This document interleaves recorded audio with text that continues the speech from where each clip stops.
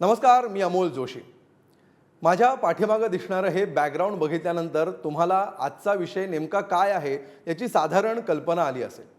सध्या संपूर्ण देशभरात लोकसभा निवडणुकीचा माहोल आहे आणि प्रचाराचा धुरळा सगळीकडे उडतो आहे. मग ते विकासाचे मुद्दे असोत, धर्माचे मुद्दे असोत, एकमेकांवर केलेली वैयक्तिक टीका टिप्पणी असो किंवा अगदी खालच्या पातळीवर जाऊन केलेली टीका असो, सर्व प्रकारच्या प्रचाराचा धुरळा सध्या लोकसभा निवडणुकांच्या निमित्ताने केवळ महाराष्ट्रातच नव्हे तर संपूर्ण देशभर उडताना आपण पाहतो आहे. तर अशा प्रकारच्या राजकारणावर सातत्याने प्रहार करणारे, आपल्या कुंचल्याचे स्ट्रोक्स लगावणारे कार्टूनिस्ट अत्यंत मोलाची कामगिरी बजावत आहेत आणि खरं तर गेल्या काही वर्षांमध्ये या कार्टूनिस्टचं महत्त्व अधिकाधिक अधोरेखित होत चाललं आहे असं आपण म्हणू शकतो. तर निमित्त आहे वर्ल्ड कार्टूनिस्ट डेचं. दरवर्षी 5 मे या दिवशी वर्ल्ड कार्टूनिस्ट डे संपूर्ण जगभर साजरा केला जातो. 1895 सालापासून हा दिवस साजरा केला जातो आहे आणि याच निमित्ताने आपण देशभरात गाजत असलेल्या 2 कार्टूनिस्टशी गप्पा मारणार आहोत. स्टुडिओमध्ये माझ्यासोबत आहेत प्रसिद्ध कार्टूनिस्ट मंजुल आणि त्याचबरोबर पुण्यामधून आपल्याबरोबर जॉईन होत आहेत प्रसिद्ध कार्टूनिस्ट आलोक. दोघांनाही आपण वेगवेगळ्या सोशल मीडिया प्लॅटफॉर्मवर बघत आलेलो आहोत.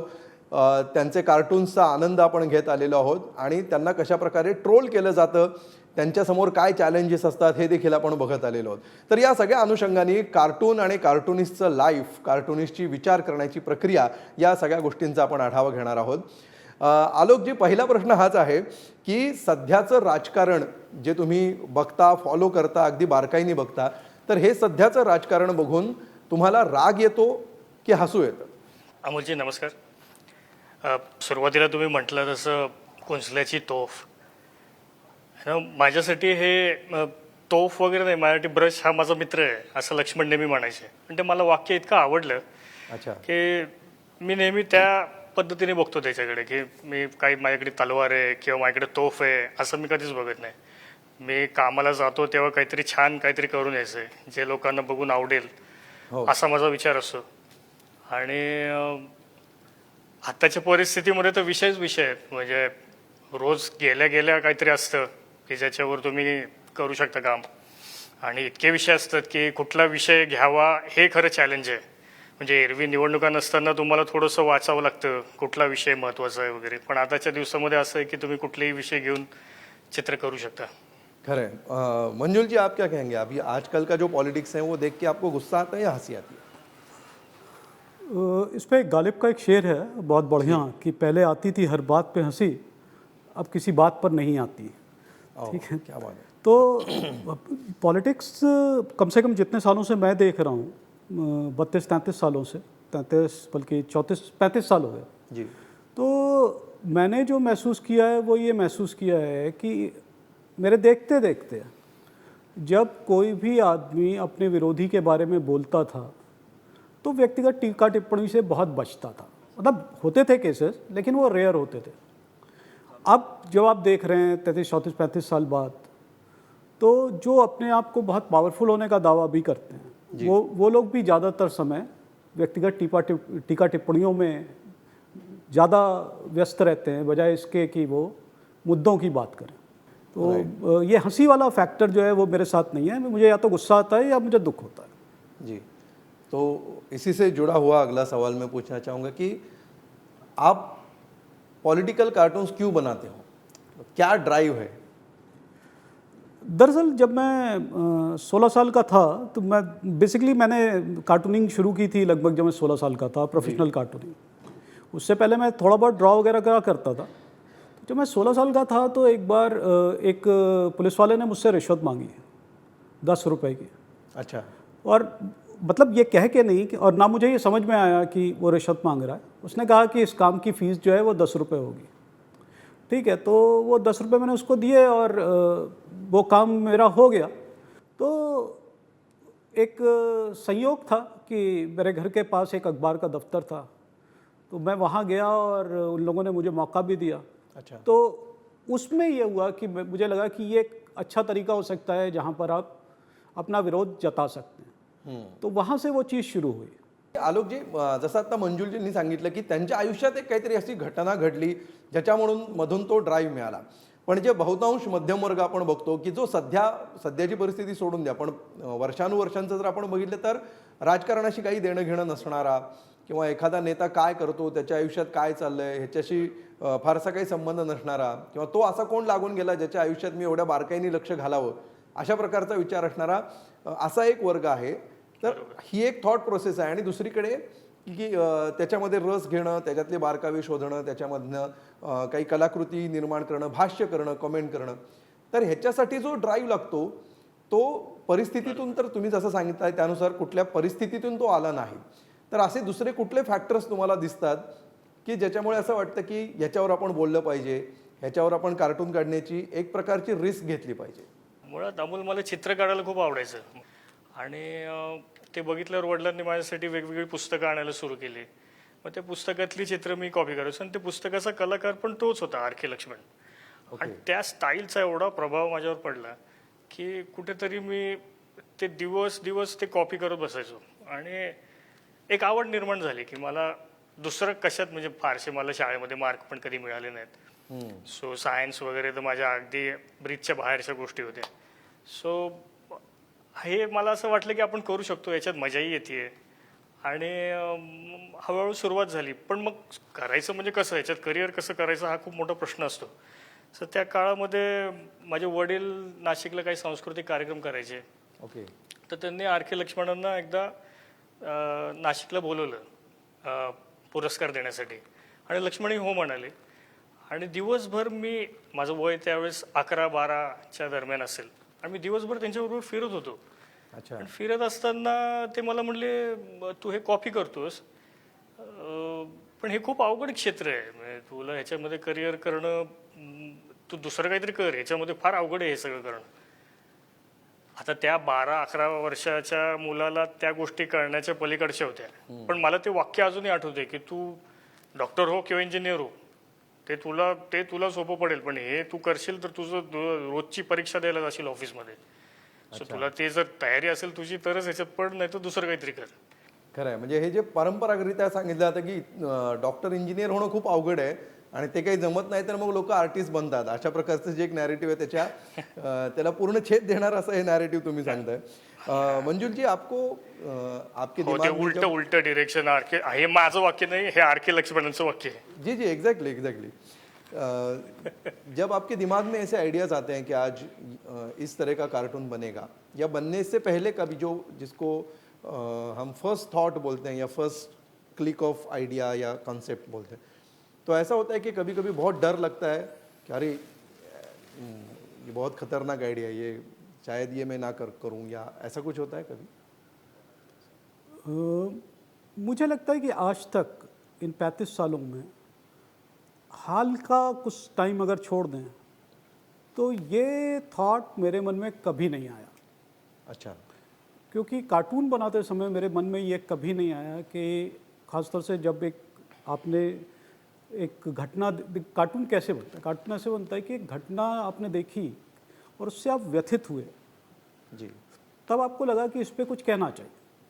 और चूंकि आपका माध्यम ये है कि आप उसको चित्रों में कहते हो, तो आपने उसको देखा कि आप किस तरह से चीज़ों को क्राफ्ट करते हो, कैसे चीज़ों को सजाते हो जी, कौन सी उपमाएं लाते हो, किस तरीके से उनको रखते हो. लेकिन ये जो डर आपका खुद का नहीं है, लेकिन आपके कार्टून के लिए जो पैदा हो रहा है, या जो दिक्कत है ऐसा लोगों को लगता है, तो वो क्या एग्जैक्टली क्या आपको लगता है कि किस बात का वो डर रहता है? देखिए, एक चीज़ तो मुझे लगता है कि कई बार क्या होता है कि जैसे एक लोकतंत्र में नहीं होना चाहिए. राइट. आमतौर पे इस तरह की चीज़ें राजशाही में होती हैं कि जैसे एक है ना कि राणा की पुतली फिरी नहीं तब तक चेतक मुड़ जाता था. हाँ, एक कविता की लाइन है, तो उसमें राणा प्रताप की पुतली नहीं फिरती थी, मतलब वो ऐसे देखते नहीं थे और तब तक चेतक मुड़ जाता था. तो वो चेतक की स्वामी भक्ति थी कि राणा क्या सोच रहे हैं ये उसे पता रहता था. जी. तो आजकल ज़्यादातर संपादक चेतक हो गए, तो राणा क्या सोच रहे हैं उससे पहले ही वो मुड़ जाते हैं. ठीक है. आलोक जी, यालाच पुढे घेऊन जाऊया की कार्टूनिस्ट म्हणून जे काही ट्रोलिंग गेल्या काही वर्षामध्ये व्हायला सुरुवात झालेली आहे, विशेषतः सोशल मीडियावर, तर तुमचा अनुभव नेमका काय आहे? कशा प्रकारचं हे ट्रोलिंग होतं आणि तुम्ही ते कसं घेता, कसं ते फेस करता? एकच गोष्ट फक्त मंजुलजी बोलले ते मी सांगतो हो. की एक एक काळ असा होता की राजकारणी लोक ओरिजिनल चित्र मागून घ्यायचे. म्हणजे मला आता त्यावेळेस मी काम करायचो नाही, पण मी वाचनात माझ्या आले की लालकृष्ण अडवाणी किंवा असे मोठमोठे नेते व्यंगचित्रकारांना फोन करायचे आणि सांगायचे, अरे तुझे माझ्यावर काढलं ते मला फार आवडलं, ते मला तू देशील का फ्रेम करून. आणि असे असंख्य चित्र ते जमा करायचे. आताचे मला असं वाटत नाही की कुठले राजकारणी असतील. सो ट्रोलिंग हा विषय, आणि हे काय फक्त कार्टुनिस्ट बरोबर होतंय असं नाही आहे. म्हणजे तू एखाद्याचं गाणं आलं आणि ते जर नाही आवडलं तर त्या गाण्याच्या खालची कॉमेंट्स मी वाचल्या तर त्याही तसेच आहे. खरं. किंवा एखाद्या क्रिकेटरने कॅच सोडला तर त्याला मिळणाऱ्या कॉमेंट्स पण तसेच आहेत. म्हणजे ह्याच्यामध्ये कोणीच फेअर झालं, ह्याला कारण लोकांना व्यक्त होण्यासाठी एक प्लॅटफॉर्म मिळाला सोशल मीडियाचा. आणि ते मग त्याला तुम्ही त्याला सेन्सर नाही आहे ना कुणी, ते वाटेल ते लिहू शकतात, वाटेल ते बोलू शकतात. आणि त्याच्यामुळे तुम्ही ते किती मनावर लावून घेता हे तुमचं वैयक्तिक. म्हणजे मी तरी ॲटलिस्ट मी कॉमेंट बघतच नाही. उलट कधी कधी गमतीने असं विचारतो की एखाद्याला नाही आवडत आणि तो काहीतरी वाईट साईड लिहितोय तर त्यांनी रोज बघितलं पाहिजे. त्याला तोच त्रास आहे, त्याची तीच पनिशमेंट आहे की तू बाबा माझं रोज चित्र बघ. हां, म्हणजे आत्ता जो तुम्ही मुद्दा मांडलात ना, त्याच्यातून अजून एक माझ्या डोक्यात असा प्रश्न आला की कार्टून्स रिसीव्ह करण्याची टेंडन्सी ही कशी बदलते असं तुम्हाला वाटतंय? म्हणजे त्याची ॲक्सेप्टेबिलिटी वाढते आहे की कमी होते आहे की वेगवेगळ्या पातळ्यांवर हे दोन्ही सुरू आहे? म्हणजे तुम्ही कसं बघताय की कसं रिसीव्ह केलं जातात कार्टून सध्या? आपण 100 वर्ष मागे जाऊया, 100 वर्ष मागे जाऊया. दुसरं महायुद्ध. हो. आणि हिटलरनी डेव्हिड लोला हिटलिस्टवर टाकलं होतं की नाझीची हिटलिस्ट होती की याच्यामध्ये हा व्यंगचित्रकार आहे, हा कुठे दिसेल त्याला पकडा, त्याला काय पुढे गॅस चेंबरमध्ये घाला किंवा काय त्याचं असेल ते. पण त्या हिटलिस्टमध्ये होता डेव्हिड लो. सो व्यंगचित्राचा इफेक्टच तेवढा असतो की तुम्ही केलेलं जे काम आहे, जे 1000 शब्द 10,000 शब्द लिहायला लागतात ते तुम्हाला एका ग्राफिकमधनं बिना शब्दही कधी कधी समजून जातं. सो त्याचा जो इम्पॅक्ट आहे तो खूप प्रचंड आहे. म्हणजे मी काम करत असताना मी व्यंगचित्र पूर्ण करतो, एक 10 मिनटं लांब चालत जातो, पूर्ण डोक्यातले विषय बदलतो आणि परत येऊन ते व्यंगचित्र बघतो की मी हे काय केलं, एक रीडर म्हणून मी हे कसं रिसीव्ह करेल. जसं कालची बातमी होती, एक उदाहरण तुम्हाला देतो की पहिल्या फेजचा निवडणूक डेटा 11 दिवसांनी निवडणूक आयोगाच्या वेबसाईटवर आलाय. आता हे एखाद्याला व्यथित करून टाकेल की अरे हे काय चाललंय, म्हणजे 11 दिवस का लागू शकतात. पण मग असं होतं की मी एक सामान्य माणूस दाखवला आणि त्याने बोर्डवर लिहिलंय की 7 + 5 + 2 - 3 किती सांग. आणि समोर निवडणूक आयोगाचा माणूस बसलाय आणि तो खूप विचार करतोय, हातात कॅल्क्युलेटर आहे पण खूप विचार करतोय. तो म्हणतो मला हे मी करतो सॉल्व, पण मला निदान 4-5 तास तरी द्या. सो तुम्हाला ते व्यक्त होण्यासाठी एक तर तुम्ही चिडू शकता किंवा तुम्ही हसू शकता. मला ते हसणं कधीही चांगलं वाटतं. अच्छा, मंजुल जी, आपका क्या अनुभव है ट्रोलिंग को लेकर? देखिए, ट्रोलिंग के साथ ये है कि ऑब्वियसली जैसा कि मुझे जितना आलोक की बात समझ में आई कि एक प्लेटफॉर्म आपको मिल गया है जो जिस पे किसी तरह की रोक टोक नहीं है और आप उस पर कुछ भी कह सकते हो. वहाँ तक तो बात समझ में आती है कि ठीक है, आप किसी को भी अप्रोच कर सकते हो, कुछ भी कह सकते हो जी. लेकिन जैसे जैसे समय के साथ आपको ये पता चला कि ये ट्रोलिंग एक कोई ऐसा नहीं है कि किसी एक रीडर ने या किसी 10 रीडर्स ने आपको उनके मन में जो आया वो है.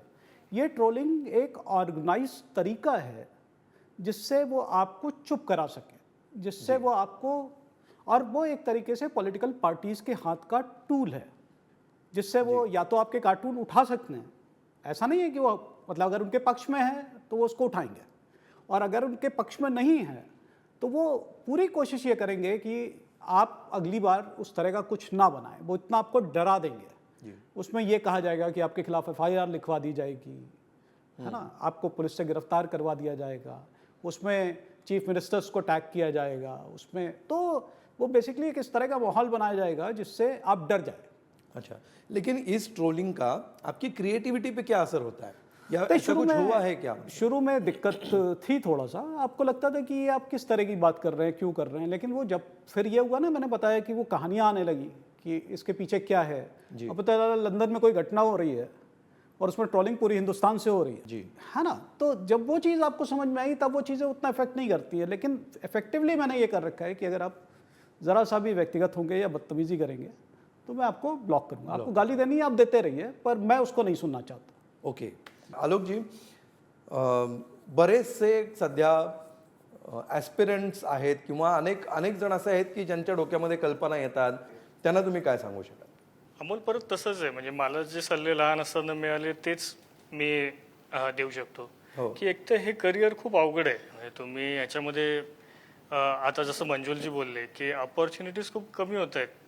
तुम्ही म्हणजे किती न्यूजपेपर्स तुम्हाला पब्लिश करू शकतील किंवा त्या गोष्टी तर आहेच, पण इवन तुमच्याकडे एक न्यूजपेपरचा प्लॅटफॉर्म असला तरी हे काम करणं खूप अवघड आहे, कारण रोज तुम्हाला काहीतरी वेगळं करायचं आहे. बरं, जे तुम्ही 10 दिवसापूर्वी केलंय ते परत रिपीट नाही करू शकत. रोज काहीतरी नवीन पाहिजे, रोज नवीन कल्पना पाहिजेत, वाचलं पाहिजे, विनोदी लेखक वाचले पाहिजेत, तुम्हाला जेवढं नॉलेज ॲब्झॉर्ब करता येईल तेवढं केलं पाहिजे. तुमची चित्रकला चांगली पाहिजे, विनोद बुद्धी चांगली पाहिजे, आणि तुमचं जे ज्ञान आहे की काय चाललंय समाजात ते ज्ञान खूप तुमचं सखोल पाहिजे. की तुमचं काय बेसिसवर तुम्ही एखाद्याला मेसेज देताय ते खूप फाउंडेशन स्ट्रॉंग असलं तरच ते व्यंगचित्र चांगलं होईल. आणि बरेच वेळा असं होतं की ह्याच्यातली एक जरी गोष्ट नसली ना तरी ते व्यंगचित्राची ताकद एकदम कमी होऊन जाते. म्हणजे कल्पना चांगली आहे पण चित्र चांगलं नाही आहे तर ती तेवढी मजा येत नाही. चित्र चांगलं आहे, कल्पना चांगली नाही आहे तर ती मजा येत नाही. चित्र आणि कल्पना चांगली आहे पण विषयच नीट माहीत नाही तर ती मजा येत नाही. एक जो बात आलोक कह रहे थे उसमें एक पॉइंट और, मतलब वो विनोदपूर्ण लेख पढ़ना और ड्राइंग की प्रैक्टिस करना, ये सारी चीज़ें तो हैं, 3 चीज़ें जो बताई उन्होंने। और इसमें सबसे बड़ी बात यह है कि आप में एक जिम्मेदारी का एहसास होना चाहिए। मतलब आप झूठ नहीं बोल सकते हैं, है ना। आप नेताओं की तरह कार्टून में झूठ नहीं बोल सकते हैं, आप गैर जिम्मेदार बयान नहीं दे सकते हैं, आप कोई इस तरह की बात नहीं कर सकते हैं जो इंसाइटिंग हो सोसाइटी के लिए। ठीक है, तो ये इन चीज़ों का भी ख्याल रखना पड़ता है। याला जोड़ून मला तुम्हाला असं विचारायचं है कि अच्छी फिल्में अगर बननी हैं तो अच्छे दर्शक होना बहुत ज़रूरी है। हाँ बिल्कुल सच बात है। सो अच्छे कार्टून्स के अच्छे पाठक या दर्शक हमारे यहाँ तैयार हो, इसके लिए क्या होना चाहिए या किस तरह से कार्टून्स को रिसीव करना चाहिए? जैसे अच्छा पेंटिंग कैसे देखा जाए वो बहुत से लोगों को पता नहीं है, अच्छा संगीत कैसे सुना जाए, कैसे सीखते हैं, कहाँ पे वहाँ बोलना चाहिए, ये भी बहुत से लोगों को पता नहीं रहता, वो आनंद नहीं ले पाते। तो कार्टून का आनंद लेने के लिए क्या होना चाहिए, किस तरह से उसे रिसीव किया जाना चाहिए? देखिए इसमें एक बहुत मज़ेदार बात है जिसके लिए हम लोग ये कहते हैं कि देखिए कोई भी देश कैसे नेता, किसी भी देश को या किसी भी समाज को कैसे नेता मिलते हैं जी, तो वैसे ही नेता मिलते हैं जैसा वो समाज है। ठीक है, जैसे आज अगर हम ये कहें कि हम विकसित भारत हो जाएंगे, आज अगर हम ये कहें कि हमारा धर्म, हमारा समाज, हमारा देश सबसे अच्छा है, आज अगर हम ये कहें कि भारत का डंका हर तरफ बज रहा है, तो हमें कुछ नहीं अपने पड़ोस में देखना चाहिए केवल। आप देख रहे हैं कि हर आदमी ऑलमोस्ट हर आदमी झूठ बोल रहा है, हर आदमी बेईमानी कर रहा है। आप कह रहे हैं समाज से बेईमानी चली गई है, भ्रष्टाचार चला गया है, भारत विश्वगुरु हो गया है, कैसे पॉसिबल है? आप जब कहते हैं भ्रष्टाचार खत्म हो गया है, आप जरा इर्द गिर्द घूम के देखिए, आपको पता चलेगा भ्रष्टाचार खत्म हुआ या नहीं हुआ। जे मंजुलजी बोलले आणि ते खूप गंभीर विषय मांडतायत, पण तुम्ही त्यांचे व्यंगचित्र बघितलं तर ते तेवढेच विनोदी असतात. म्हणजे चार्ली चॅप्लिनचा आपण बघतो ना की तो सगळा जो विनोद आहे तो दुःखातनं तयार झालाय. आत्ता जे मंजुलजी बोलतायत त्याचं वाक्य सत्य आहे, आणि ते ज्या माणसाला माहिती आहे ना तो माणूस ती सगळी सिच्युएशन बघतो आणि त्याच्यातला विनोद मांडतो. ते म्हणतात की मला हसू येत नाही कुठल्या सिच्युएशनवर, कारण ते आता त्या लेवलवर पोचलेत. पण तुम्ही त्यांची व्यंगचित्र बघा की ह्या सगळ्या मुद्द्याची चौकट जो माणूस ओलांडतो त्याच्यावर कुठली तरी कॉमेंट असते आणि त्याच्यातनं वाचकांना हसायला येतं. परत विनोद हा विषय आहेच. आता ते म्हणतील माझा प्रत्येक क्षेत्रामध्ये विनोद नसतो, पण तो कुठेतरी ब्लॅक ह्युमर असेल किंवा मग ह्युमर असेल, पण तो असतो आणि ते बघितल्यावर तुम्हाला कुठेतरी गुदगुल्या होतात. आणि ते कसं आहे ना की समाज म्हणजे आपणच आहोत ना. खरं आहे. म्हणजे एकंदरीत या गप्पांमधनं बरेचसे पर्स्पेक्टिव्ह क्लिअर झाले असं मला तरी वाटतं आहे. तुम्हाला दोघांनाही खूप खूप धन्यवाद, तुम्ही वेळ काढलात आणि या चर्चेत गप्पांमध्ये सहभागी झालात त्याबद्दल. आणि तुम्हा दोघांनाही वर्ल्ड कार्टुनिस्ट डेच्या खूप खूप शुभेच्छा.